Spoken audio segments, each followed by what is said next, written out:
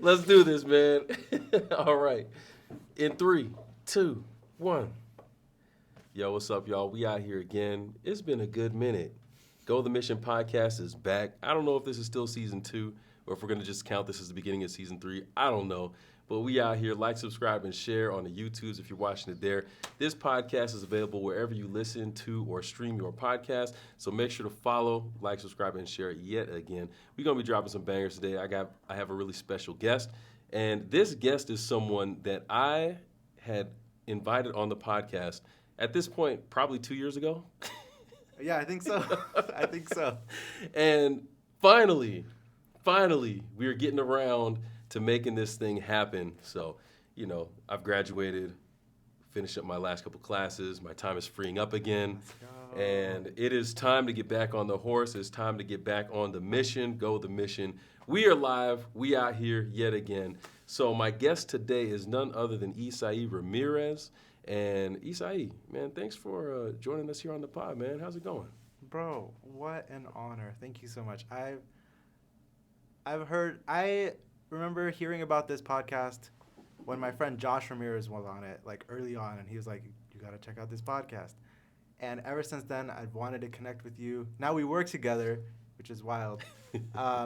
Bro, it's an honor to be here, discuss missions, talk missions, and how much we both love missions. Yes, indeed, bro. That's what I'm talking about.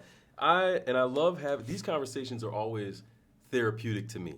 Like, we've talked about missions between, you mentioned Josh and others that have been missionaries too we work with now. We take it over out here, man. Andrews University, I forgot to mention that too. We are live on the campus of Andrews University here in Berrien Springs, Michigan.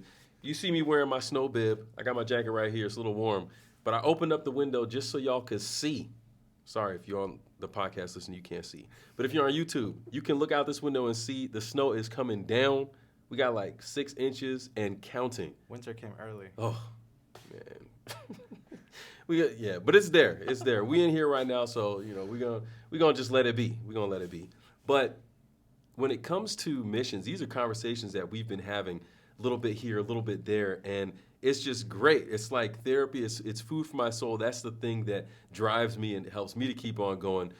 We know that all the time the other things that we experience in life may not fuel us and feed us as much as service. Mm-hmm. So that's why, at least for me, it's so great to be able to have the conversation, sit down, take some time, just dive in deep, man.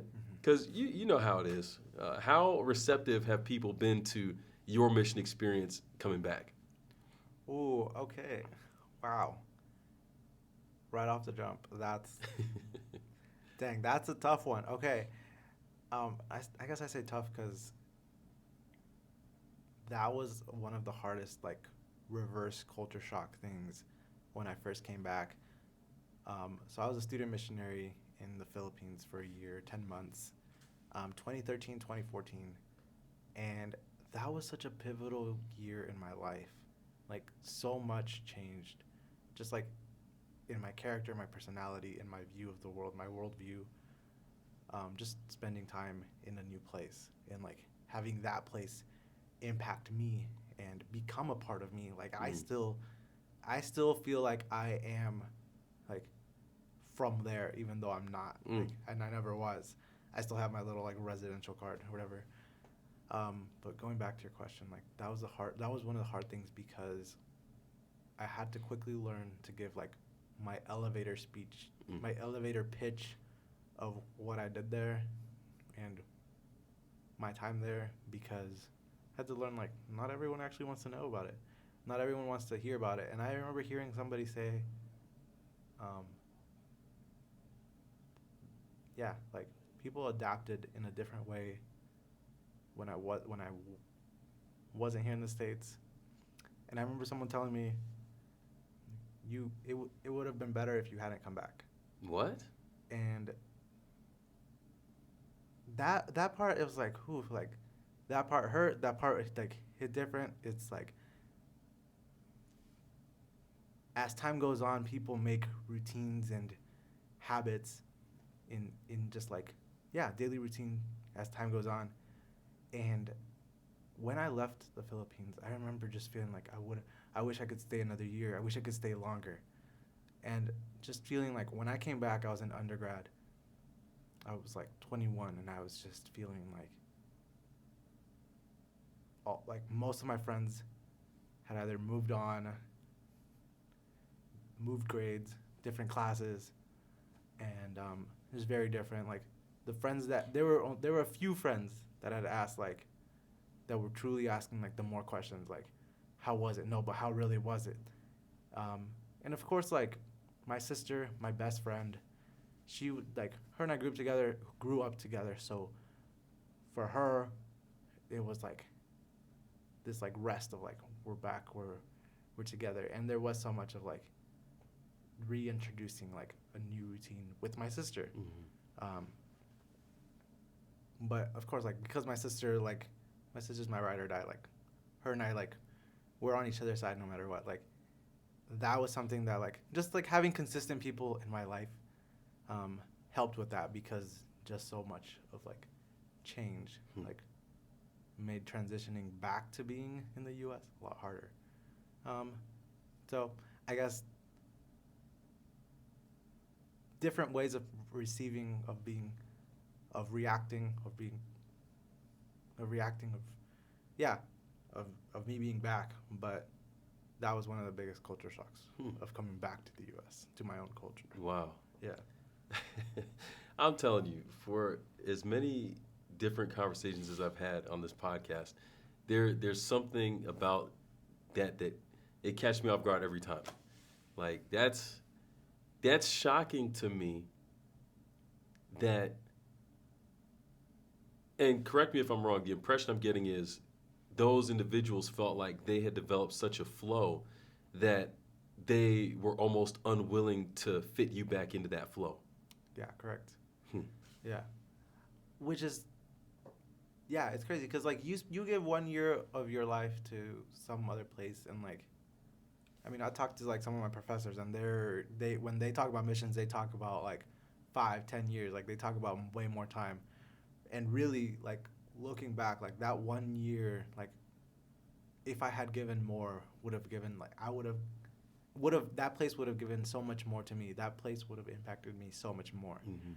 And I do realize like it just depends on each person, like how much they're willing to give and receive, and how much they're willing to like put themselves in proximity to others. But I think like the more you invest into something, the more it actually like becomes a part of you. It becomes a part of like who you are, and you carry it with you. Because if you're like genuinely invested and become like you're genuinely invested in being part of this, you can't just like detach yourself after. And yeah, so people knew me who I was before. It wasn't like I was like someone completely crazy different before, but I loved missions before, but I came back like that was the only thing I cared about. Like service, like yeah, service missions. That's what drove me. That's what was my fire. And it didn't mean like community service, like necessarily like specific little like outreach events, but it's just that's what fueled me for the future. That's what continues to fuel me, like service. Okay. Yeah. Oh, that's so deep, man. This is a perfect lead into the question that I usually ask first, which is, how do you define like mission and service? What does it mean to you? Okay. Ooh, okay.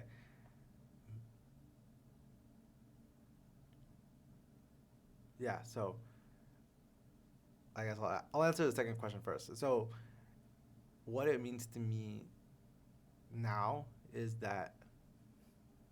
doing life with other people. Like, and for me, like it's something that I value so much because I just enjoy doing life with other people, like intentionally journeying, like growing in community, growing up with people, growing together with people. And it's one of the things that I value in life. So it means so much to me. Like I can't put a number on it, can't rate it out of 10 or whatever. But it means a lot to me. I guess I would define service as, yeah, doing life with people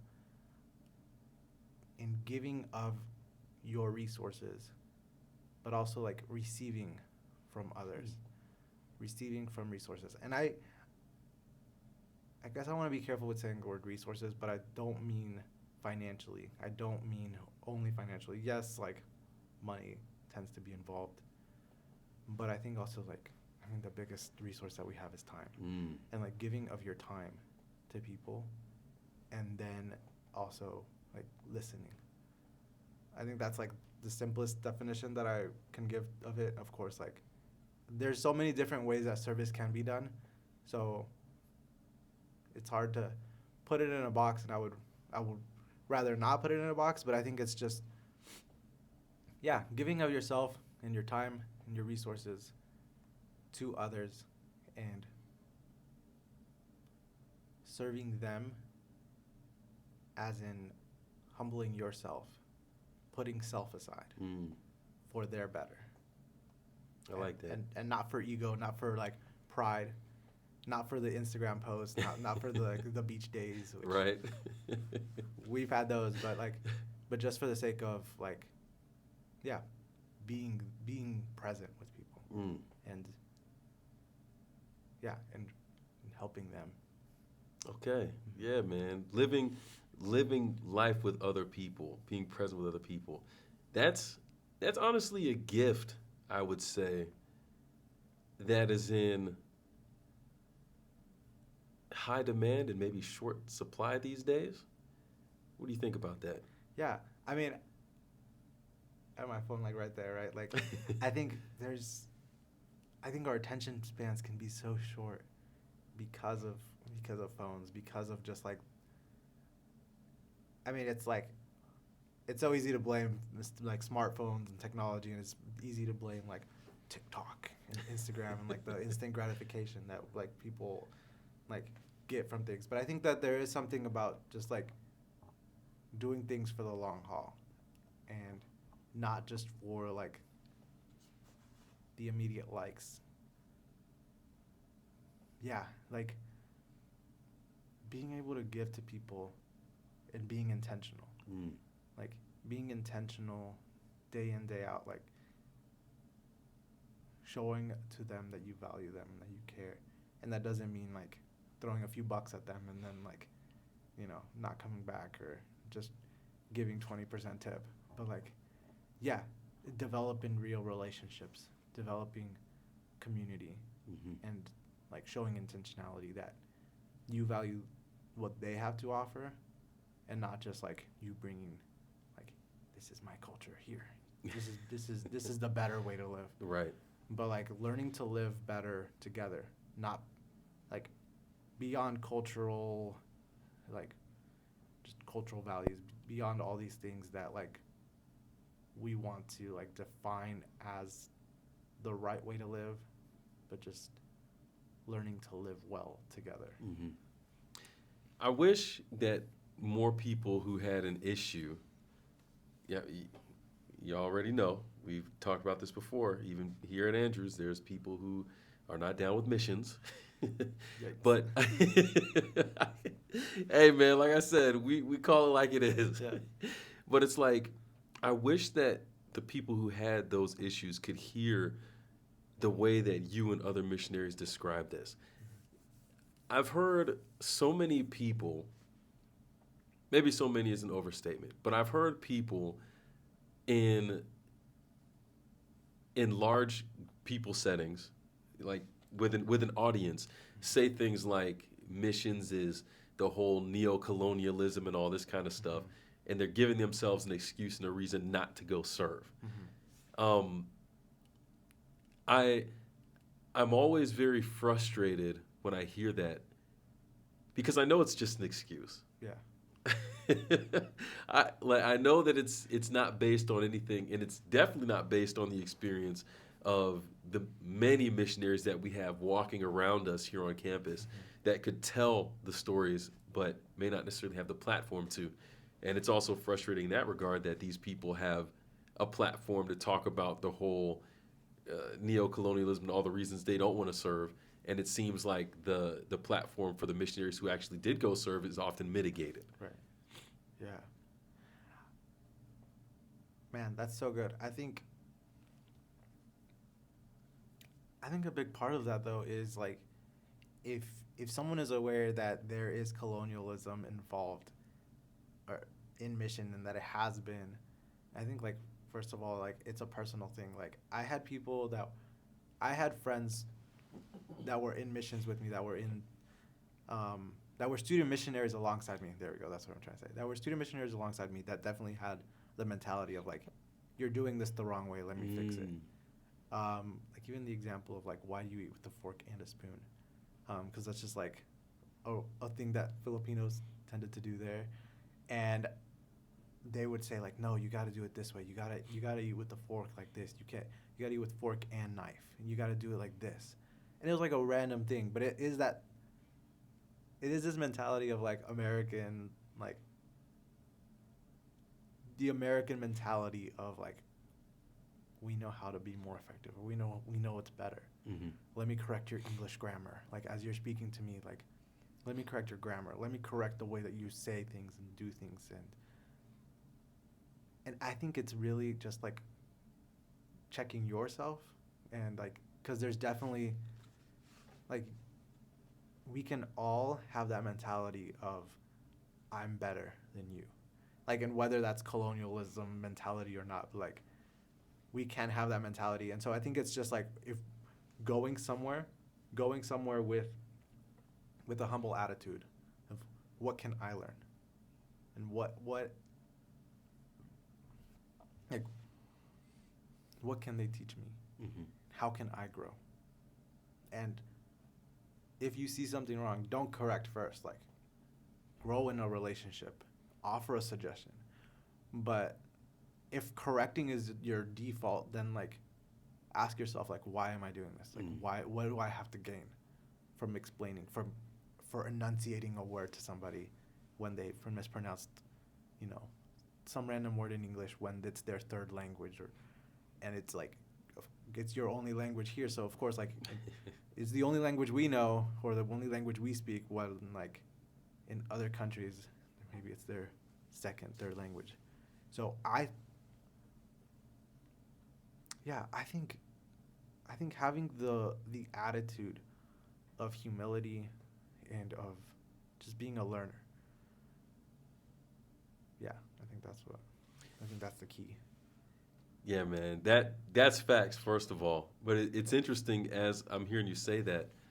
It clicked, at least to a degree for me, like that same thing that people are doing out there, it also very heavily categorizes life here.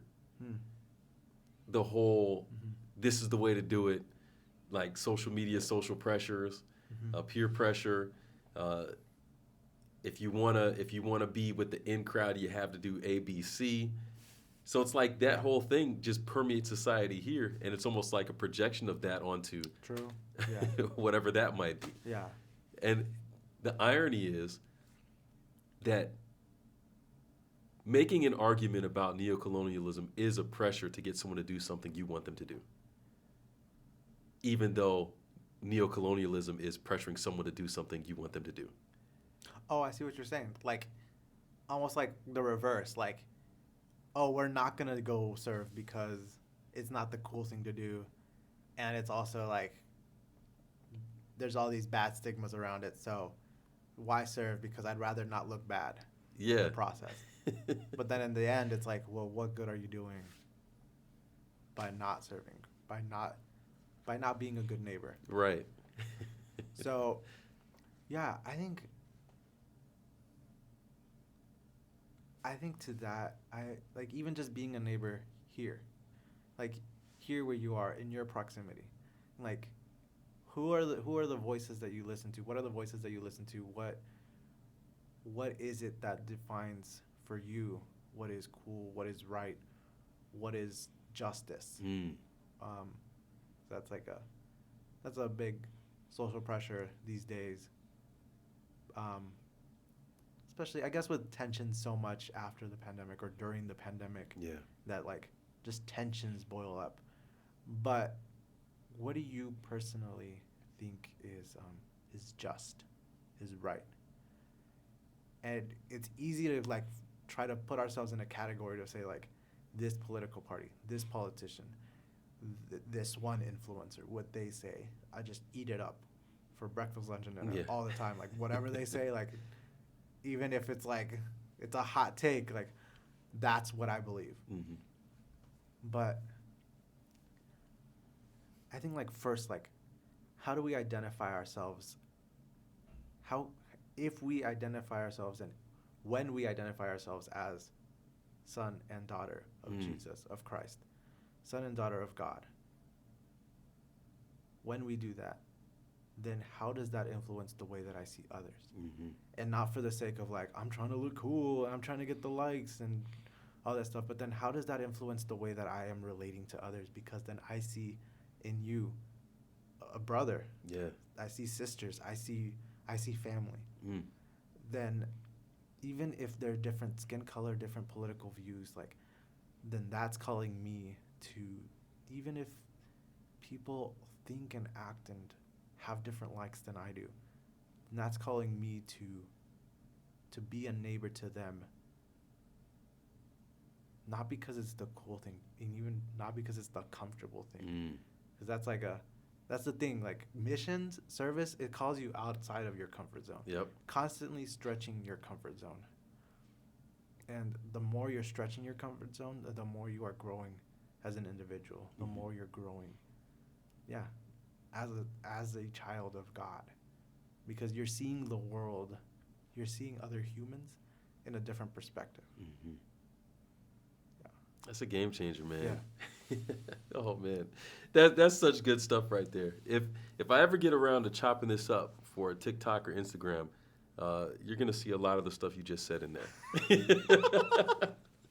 Yo, man, I want to ask, like, how did you talked about how your mission experience to the Philippines wasn't the first kind of interest that you had in missions, or I forget exactly how you put it, but I got the impression that something about missions you were on board with before going. Yeah. What was that experience like? What kind of led to you going out in the first place? Yeah. Oh, man. You're a good listener, first of all. I forgot I said that. So that's another missions thing, right? Being a good listener. Man, this goes back. This is like the most Adventist thing. I don't know if this is like I don't know if this is like the intended audience, but yeah. Children's Sabbath School, mission stories. Man, those stories just like always would speak to me. And some of those stories, granted, like would be like the very like they did this one thing on Sabbath and then like they became possessed. But it wasn't so much like that was like the thing, but like that really piqued my interest in like the world out there is so different than what it looked like here. And like sharing Jesus looks so different. And like there's always space for that different, and that always piqued my interest. Then like growing up in the church, like hearing those stories, growing up and going through the system, going through Adventist education and hearing more of those stories, and like going through Bible class and just hearing about like how people would serve around the world, how much people would like dedicate their lives to it. And growing up, I saw my uncle go through medical school, and his whole perspective, his whole purpose for it was like he wanted to serve people. He went through medical school because he wanted to be a missionary doctor. Wow. And so he was going through medical school, and I always saw him like we would visit him in the summer in Montemorelos in Mexico, and he's someone that I looked up to. He's really cool, and we saw him like go through some practices, be in a small town and just like be in a small clinic and like doing the thing. And I just really admired that. I realize now I really admired his service heart more than just like going through medical school specifically. But that was the first like thing that I saw, like, oh, dedicating himself to missions in the sense of like serving others and like serving them for their health. Mm. So he did like some, I think he had to do like some internships, some other stuff, community service, and then, yeah, I went to academy. By the time I grew up, went to academy, and I'd always wanted to go on mission trips. Like always, it's just like hearing stories, hearing about like different experiences, and I went on my first mission trip in academy. There were just spring break mission trips, like the 2-week ones, but I went on my first one to Mexico, and of course, like I've already been to Mexico before. Like my mom's side of the family is from Mexico, so it wasn't like super like earth shattering, but it was just this perspective of like going to a really small town, like it's dirt roads, and that's where like my first like mission experience started. But it's interesting because now looking back, like I personally have so much of like issue with like how mission sometimes is done, like in those 2-week mission trips, and I think like there's so much good there. There's so much that good that can happen, and I think it goes back to like the heart, like how you go into it with your heart. Because I did see like my classmates and stuff just like grab a hammer, grab some barbed wire or some rebar, and just like take the pictures so that they could post them, you know. But yeah, that time I made meaningful connections. We had programs for kids, and so that was like the first time that I like dove into missions. Went on a couple others like to Peru, and went with my family, even just like when we would visit family in Mexico and Guatemala, and we would go into small towns and like help out in communities. So I think growing up, I just always had that desire for more. And then when I went to undergrad, kept hearing about missions testimonies, those missions weeks, and there were those appeals of people coming back, and that was like my freshman, sophomore year, and then I was like, sign me up, I want to go, and I went to the Philippines. Yo, man. Yeah. That's what I'm talking about, yo. Dude, this is so fascinating for me. I might be getting a little bit ahead of myself here, but having graduated from the seminary, wrapping up my last couple classes, and trying to see what my place will be in the world. One of the things that I've decided I want to do is be a bridge between what I perceive as the lack of missionaries out in the field, and tell their stories, the missionaries that are out there, the locals out there, tell their stories and bring them back here, and then share those stories with the students in universities, high schools, middle schools, to do what you're describing, to get that kind of energy up and just the awareness that, oh, this is something that you can do and be a part of. But the premise for that is that these stories are not being told before college or even at the university level. You're telling me that not only do you remember hearing these stories in Sabbath school, but throughout school you heard them as well. I'm curious where you went to school, for one, and what was that like, and by comparison with what you see today, has that changed? Is it the same? What are your thoughts on that? Oh, I think I just personally put myself, like, I had that desire to hear more about it. I put myself in the place of, like, looking and searching and, like, reading books and reading mission stories. I think if I just, sat around, I probably would have gone by and not heard about these stories, not heard about mission opportunities. But yeah, I mean, growing up, I just went to like a small 1-room elementary school. Like, for a few years, I was like the only one in my grade. Like, it was a small 1-room school. But I would just hear stories because like I wanted to hear them. Like, I would seek them out. By the time that I got to like academy, that was one of the big selling points, that I knew that they did mission trips. That was one of the big, like, where I lived in Kansas, there were no like, there was an academy there, but there wasn't academies that like we that I could really like go to that were really an option for my family. Um,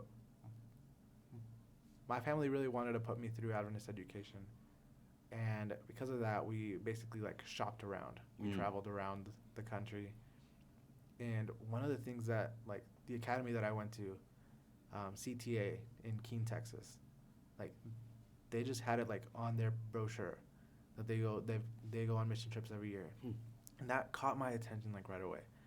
And for me, like yeah, I would read the stories, read the pamphlets, read things, and I was just like even before academy, I was just asking my parents like I want to go on mission trips, I want to go. So there was that fire in me. Then when I got to academy, I was like, man, those 2 weeks, those 14 days or 10 days was just not enough. And by the time I got to undergrad, and I hadn't actually heard of what like student missionary, like I hadn't heard of the concept of like taking a year off for school, but it's just like the desire to do more, to have more opportunities. And by the time I'd heard of it, like I joined missions club, I was involved on campus, and I wanted to do more. And when I felt like I could take that break between taking a year off in school, I did it, and I went ahead. I signed up for as many like opportunities that I could, so I could like definitely go on one. But that was a huge turning point. I don't know, like, yeah, that was a huge turning point for me. But because I already had that fire in me, I don't know if we're gonna get to it, but go for it. That changed me so much, because the reason, like I said, I grew up seeing my uncle go through medical school, and he did medicine because he wanted to do service. And so when I got to undergrad, I didn't know what I wanted to do. Like I was general studies for like a week, switched to computer science for like a couple days. Then I switched to biology. I was like, I don't know what I want to do. I just knew like I wanted to like serve in some way, but I didn't know like what that would look like. I ended up switching to biology pre-med, and I did 2 years of biology, and it was just because it was with that constant purpose of like I want to serve, I want to live a life of service for other people, but I still didn't know what that would look like. So by the end of my second year, because I guess that was kind of the recommended thing, like after your freshman year is too soon, and they kind of mentioned that to me, like you should go after your second year, after your sophomore year, so that way when you come back, you're taking like upper division classes and it's like an easier transition. But yeah, because like as soon as I'd heard about missions, I was like, sign me up. And they're like, well, you should join missions club, get involved, and then like after your sophomore year. So I did 2 years of like biology, and I was about biology. Like I was struggling, but I was like, my purpose is like service, and that was it. When it came to like signing up for like on He Said Go, I don't know if that's the website anymore, like Adventist Volunteers, I think they told me like pick your top 5 or top 3, and I looked at so many options. Like the typical one, the like stereotypical, is like teaching, and so many of the people that have gone on missions at Southwestern, at least at that time, had just been teachers, and I was like, I don't want to teach, like. And I don't want to say I don't want to teach, because everybody says, like, if you say you don't want to do it, then God's going to laugh. You're right. But I just didn't want to teach. I think now, like, I could see myself teaching someday, but that's another thing. But I didn't want to teach. I saw some opportunities for, like, an academy, some, like, to be assistant deaning, and I thought that was really cool. I saw some opportunities to, like,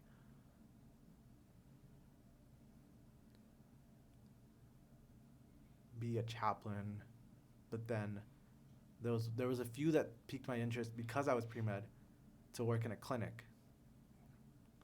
There was one in Cameroon. I remember it was Cameroon. And there was another one. There was a few other ones. But then the one in Cameroon, they actually got filled up fast, and they didn't accept them. And I was actually kind of heartbroken. I was like, oh, man. Like That was the one. That was the one. That was our opportunity. And that was... Oh, I hate to say it, but that was kind of like my like ignorance of what missions should look like, because I was kind of thinking like I should go to like somewhere where missions would look more like stereotypically like the country that might be more in need.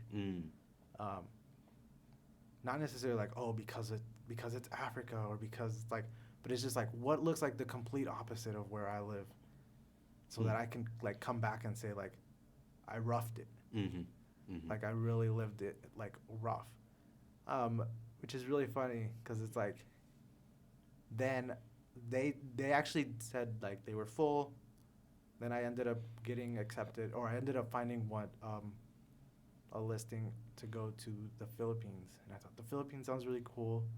The director like tells me about it, and he tells me like it's like heaven on earth, like it's so beautiful and like beaches and like clear water, and I was like, well, that's not why I want to go, but that sounds like a great sell. But I ended up going to Philippines because the listing was medical dental assistant in a new clinic, and I thought like, wow, what a great opportunity to put something on the resume.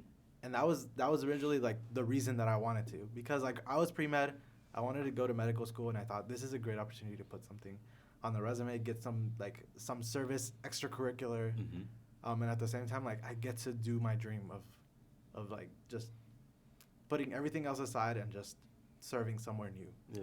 Leaving home, leaving the comfort zone, and just being somewhere new. Yeah. Fast forward, I had this was a clinic that was brand new. Like they were launching, they were starting it off. Like they was still like even like part of it was still a construction zone. Like a few people. One of my great friends that came out of this. Actually, like even one of the biggest sells that you can make about missions is honestly like the friends that you make for life. Facts. Like family. But one of my good friends, he Dylan Milam, he went to school here in Andrews, but he just went just for construction. So like he wasn't like doing the pre-med, because a lot of us that went were just like pre-med, pre-PA, or nursing, like wanting to just like get experience in a clinic. We helped that clinic start up, but they had very limited like medical staff, nurses, and then it ends up being like we're on a very like a very like long rotation. Like we're in the clinic like once or twice a week for like short periods. So the rest of the time we're like making do with our time. A lot of the time, honestly, we did end up being like, well, what do we do? And like kind of just like killing time. But then there was a turning point where in that year, the budget for that clinic, and for those of the student missionaries that were there with me, like, I don't even know how to explain it. Like, I probably explained it wrong, but like somehow the clinic just wasn't able to like sustain, at least for the time that I was there. And we ended up like our medical dental assistant, like nurse's assistant, or like all of that stuff like was put on hold. Like this was around Christmas time. So like for half of the year, like we had been there for half a year, and we're like, what do we do now? And on the list, or like the list of like what our job title or whatever would be, it said like medical assistant, dental assistant / Bible worker. And like really that Bible worker thing, we prayed about it because we said like, what is this gonna look like for us? Because we're here, we're in another country. It was like a group of 13 of us, and we're like, what do we do here? We hadn't gotten a lot more instruction of like what next, but we were told like Bible worker. And mind you, like none of us were theology majors. None of us had any Bible work training. None of us went to Bible college or any of those like Adventist schools to like specifically train you for Bible college. But we just got involved with the churches like intensely. Like we had after school programs. We went tutoring to the schools. We went to play like with them during recess. We had one of the girls in our student missionary group. Her sister is like writes plays like for summer camp, but also like full on plays. And then like so she sent us scripts, and we like put on like these elaborate dramas about the life of Jesus for kids, and we basically had like after school VBS like for months. And man, that fueled me so much. Like that is what, like that was a huge turning point for me, not because like I was up front in front of people, or I was like learning how to suture or learning how to pull teeth, which like is crazy that I did. Like I pulled teeth. I have pictures of me pulling teeth. Oh man. And it's wild. Like, and in that time, like in that year, like I was like, what do I want to do with my life? Like I was still like, I liked biology. I like biology because I love nature. I love creation. I love the planet. I drive a hybrid. I love the planet. But, Shout out. Yeah. I love the planet, but then I realized like it's cool to learn about plants and it's cool to learn about the planet, but like just even like doing life with people, like seeing the joy in the kid's face, like for the simplest thing, but like even just to be a part of like people's lives. It was just like it changed me. Like it was so huge for me. And like I'd been involved in church before that and stuff, but this was just like every day, like being involved in some way, day in and day out. No weekends, going like doing a rotation to the churches in the area, and that changed me so much that like when I came back, and when I was like, so I had done 2 years and I was like back and I was sitting in OChem and I was just like, what am I doing with my life? Like, and even when I would go to church on Sabbath and I would just sit there and I'm just sitting in church receiving, like sitting as a spectator, it just felt uncomfortable. And I'm not saying that it's wrong to do that. Like I think more nowadays, I go to church and I sit and I dwell in the presence of God. But I'm also like, there was just this itch of like getting involved and doing more. I did a semester of like OChem, GChem, all that fun stuff. And there's some student missionaries here that are like, even like that have returned this year that are in that, and it's a hard transition to make. Yeah.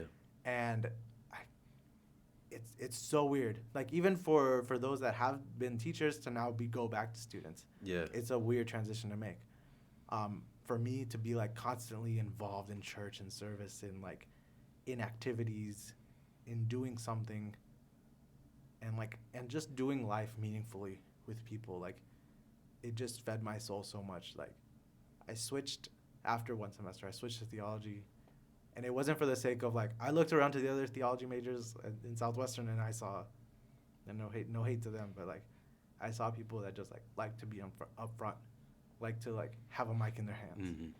And I wasn't that. Like even in the Philippines, like I preached a few sermons, but it wasn't like these like earth-shattering sermons. Like it wasn't like these like come get baptized type of sermons or anything like that. But it was just like something that I really enjoyed, like doing life with people, sharing Jesus, and I just couldn't see it in any other context.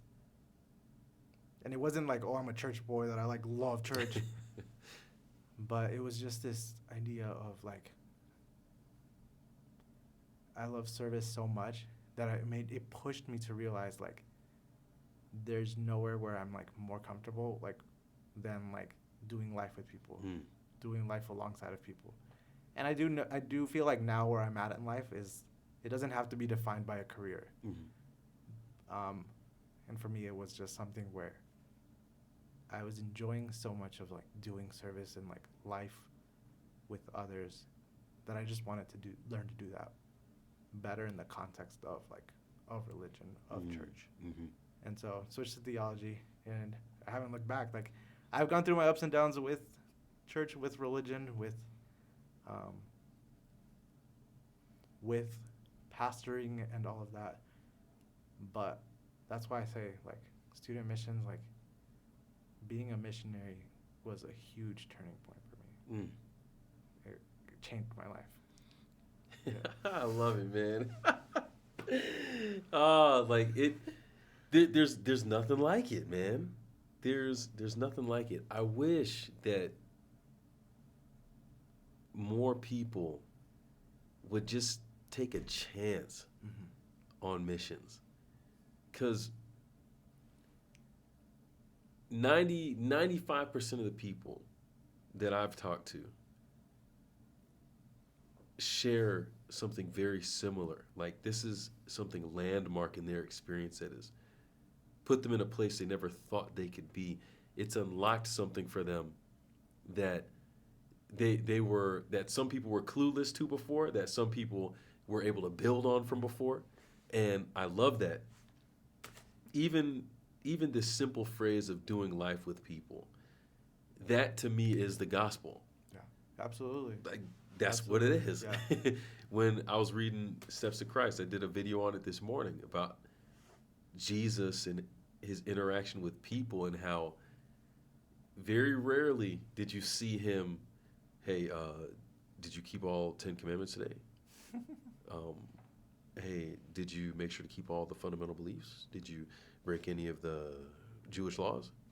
No. You don't see him doing No. that. No. he the Pharisees got mad at him, and their thing was, oh, look at this dude, he hangs out with sinners. He was doing life with people.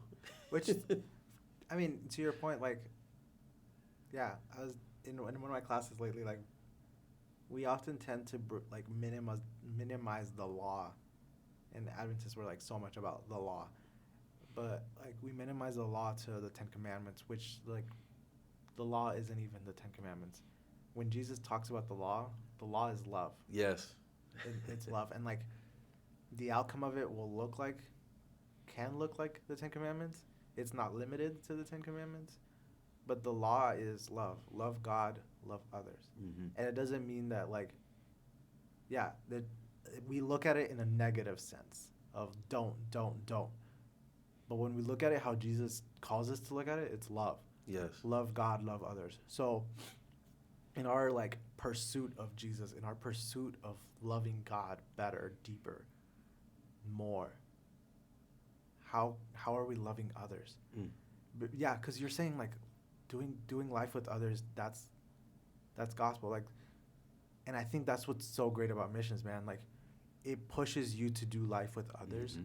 that don't look like you, that don't have the same cultures as you. And there's always the people that say you should, and I really agree. Like, you should do missions in your context, because it's like it's gonna push you in your context of, like, do community service of your family and your neighborhood, your literal physical neighborhood. And yes to all of that. But the reality is, like, when you're here in your neighborhood, you're doing your own life so much that you check out constantly, and you're just in your bubble.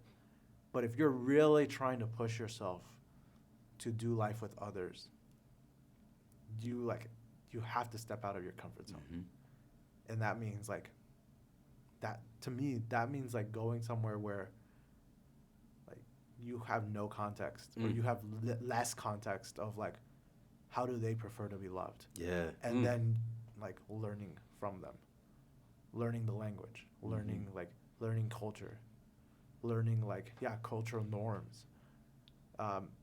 That's, like, then you're actually doing life, because you're asking them, like, I don't know what it's like to be in your shoes. Like, teach me about it, because we have, like, so much familiarity around us. Mm-hmm. But when we go somewhere new, we're humbling ourselves, or at least that's the perspective, right? Because we talked about colonialism before. Mm-hmm. But, like, the perspective of, like, I want to learn what you have to offer. I want to learn from you, and then from that, like, yeah, you're doing life with me. Yeah. Because some of my greatest, I talk about friends that I made, like, student missionaries, but I made some deep friendships with people, like, with the locals, like, the young people there. Mm-hmm. Like, I still keep in touch with them, and, like, hopefully they're listening to this right now. Like, those were some of the friendships that also, like were so meaningful. Like, yeah, I have so many of them on social media still, but, like, keeping in contact with people, even making connections where, like, just your world is opened up more. It also just opens up the way that, like, yeah, all of creation, all of God's children. There's more outside of your context. There's more outside of the place you served before. There's more outside of Palau. There's more outside of the Philippines. Like, there's so much. There's so many people out there that are different, and I think it changes your worldview to then realize, how can I love? How can I love differently? How can I love better? How can I learn? Because it's so easy to think of like us and them or the other. Mm-hmm. If we just look at the news, Mm-hmm. if we just sit here in Michigan or here in the U.S., like, it's so easy to just look at the rest of the world and just believe whatever we see in the news and social media. Mm-hmm. But then, like, if we actually just expand our worldview, because honestly, this is another whole thing, but I think one of the things about Americans that we love to like see how great America is that we haven't seen how great other countries are, or we haven't like traveled. I'm not trying to get political on your podcast, I promise, but like, I think we also don't recognize how flawed we are because we, like, and I think like there are flaws everywhere around. Don't get me wrong, but I think like when we see the beauty in other cultures, in other walks of life, in other ways of doing life, and they don't need to change, and I don't necessarily need to change, but at least I can appreciate like how beautiful it is that there are different cultures, that there's different ways of seeing life. Then that expands my worldview. That expands the way that I see others, even here around me, that think differently than I do. But it just expands the way that I can like live, like grace-filled, loving, and just with the lens of like looking how to love better. Mm-hmm. That to me sums up what education should be about. Yeah, absolutely. Something you'd mentioned about your uncle and how he knew he wanted to serve, and that was the first goal. And then his next question was, okay, how do I want to serve? And so he went to the medical. Mm-hmm. What if that was the first question asked to freshmen as they come into school? How do you want to serve? Right. How do you want to share the gospel in the world today? Oh, computer science? Okay, we got you. And then channel all of that through service and mission so that when you graduate, you can really be a world changer, huh? Yeah, I said it. I knew that was coming. I saw that coming. Yeah, I said it. I couldn't let that one go. But it's like, it's not something that this is one of the things that I would really love to see us do better at Andrews. It's Andrews. We got a statue of Andrews. Just to be like Andrews. Yeah. Yeah. And that'd be a whole other discussion right there. Yeah. We won't light it all on fire right now. But but honestly, man, What is a name, right? what is a name? What's in a name? What's in a name? Identity. Yes. Yeah. And it's like, to me, here we go. Yeah. You said you were going there, but I pushed you there. For the school to be named after Andrews and to have all the stuff that we have, I mean, we're talking about Pioneer Memorial and all this kind of stuff. It's the biggest alley-oop that could ever be thrown. It's like I don't know how much you keep up with NBA, but it's that picture of Dwayne Wade throwing the ball to LeBron when they were on Miami and he's running under the basket like this. Yeah. But the problem is he's running like this, but there's no one up there to catch the ball. Right. It's the biggest, most epic freeze frame of an alley-oop that, and I'm not even a LeBron fan, so y'all should know I'm actually being genuine here.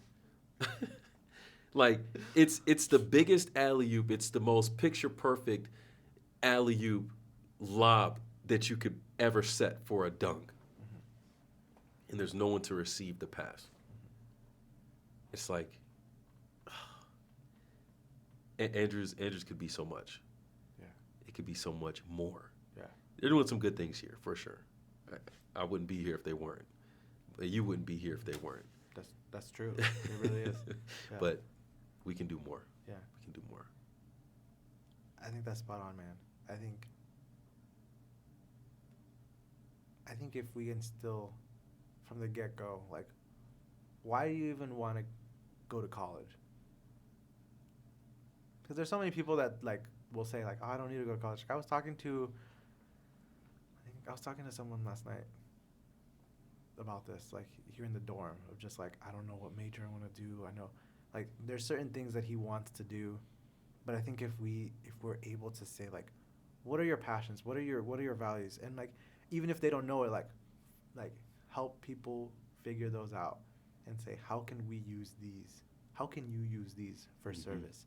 How can you use your talents, your gifts, your God-given abilities, and what we hope that you will gain in your time here? Not just education, but, like, growing into a better person. Mm-hmm. How can we use all of that and, like, empower you to serve others while you're here? Because, like, college isn't all about grades, and it's not all about reading. Mm-hmm. Like, it really is true that C's will get degrees. Like, it's really true. Like, you can get by and, like, do the bare minimum, but, like, or there's people that are, like, hanging out with the homies and not doing, like, schoolwork or homework and struggling. But, like, how are you, like, using your time here, using your time in college to the best of your ability, not to, like, hope for the opportunity to take a year off, or, dang, I can't maybe when I graduate, but, like, in your education, like, making it all about, like, being equipped for service. Mm-hmm. And then on top of that, like, finding those opportunities to serve better, to grow, to become something for the next step. Mm-hmm. Man, you're talking about purpose itself. Yeah. Like, if that were instilled, maybe there would be less young people conflicted about, why am I taking these classes? Or, like, your uncle didn't have those questions because he knew what his purpose was. Yeah, absolutely. Absolutely, yeah. So he was willing to struggle through it. Yeah. And even to your point, when you were taking OChem, GChem, you knew what your purpose was, but you also knew what you vibed with most. Mm-hmm. So it didn't change the fact that you wanted to serve. It just changed the area that you wanted to serve in. Yeah, exactly. Absolutely. That purpose was the driver. That's it exactly. Man, dude, there's been so many bangers on this podcast so far, man. Dang, I love it. Like, this is what I've been missing out on, man. Shoot, season 3, we out here. Let's go. I'm excited for what else you're gonna have on. What other conversations you're gonna have on in this season? Hey, man. These are like snippets of conversations you and I have had, and I think this is, like, even just for me, like, this is worth having because, yeah, every now and then I reflect, and it's like, yeah, missions has shaped really who I am, and, like, who I continue to be. Like, I want to continue to, like, while I'm here at Andrews in the seminary doing social work, like, still figuring out, like, how can I use, like, what God is putting in my hands, what God is putting in my proximity, like, to serve Him, to serve others. How can I love better? Mm-hmm. And I think it's a constantly growing thing for me, pushing me to grow more. Mm-hmm. As it should be. Mm-hmm. As it should be. Isai, before we go here, I want to ask, if you had to give a word of encouragement to anyone listening who is considering, or maybe even who's not considering missions at all, what might you say to them? Nike, just do it. I think the biggest thing is, like, pray about it. Put yourself in God's hands. The biggest prayer that you can make is for God to use you and for God to open the doors. And He will, and it'll be something you didn't imagine. But, yeah, the challenge is ask God to use you. Not for like the likes for the beach pictures, not for the fun times, but for God to use you and to grow you. Mm-hmm. And as you dynamically pursue God, as you grow and grow in your relationship with Him, He'll just continue to grow you as a person.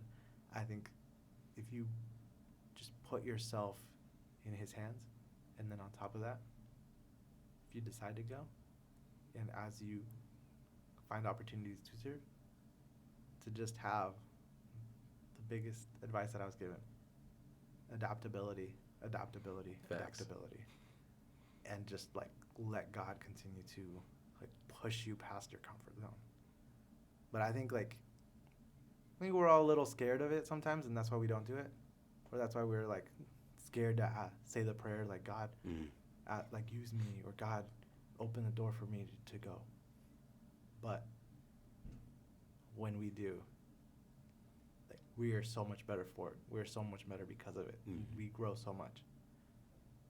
I never imagined that I would be where I am today. I never would have imagined that I would have been a pastor for 4 years in a 4-church district, and I preached every Sabbath for 4 years.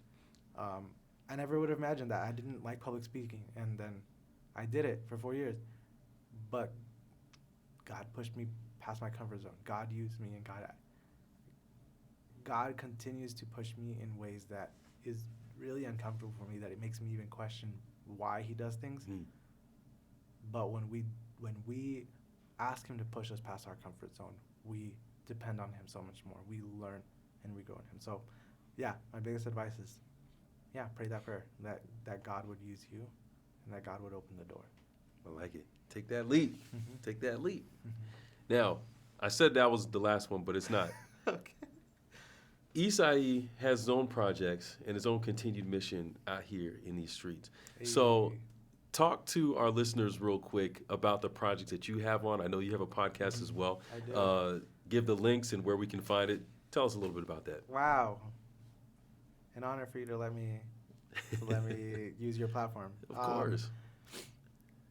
So out of the pandemic, out of just like restlessness, a pastor friend and I started a podcast called Rediscovering Humanity. Just the restlessness of seeing the world around us, I guess maybe, as I said, from the anxiety of the pandemic, or maybe just seeing like true colors of people, seeing like the need for us to look back and realize like what is a better way for us to approach life and to live better. So that's the kind of like the capsule of what that podcast is about. But Rediscovering Humanity, you can find it wherever you listen to podcasts. And it's Rediscovering Humanity Podcast on Instagram and Twitter and Facebook on the socials. And here at Andrews, I've been working on a podcast as well for those that are listening that are in Andrews, or maybe you just want to hear about Andrews stories. Not necessarily Andrews stories, but just people that are in Andrews, their stories.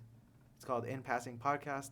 I'm helping out in the team there, and what we share is just people that are in passing in our lives, around campus, in the sense of like getting to know them, their community, and what makes them who they are. Mm-hmm. But you can check that one out at In Passing Podcast on Spotify and on IG. All right. Yeah. That's what's up, man. Thanks for sharing. Absolutely. Make sure, like, subscribe, check all these out. A lot of great stuff. All right. Y'all don't stop sleeping on this stuff out here, okay? We're doing big things, so get on board with it. Hey, appreciate it. But hey, I'm gonna wrap up with this. Let's see if I remember. It's been a long time. But I'll also say this first.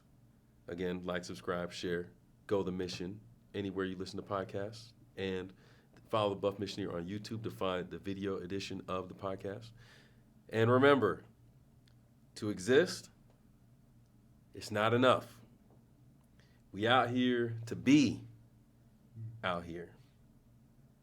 So until next time, let's go. Let's go. That was so good.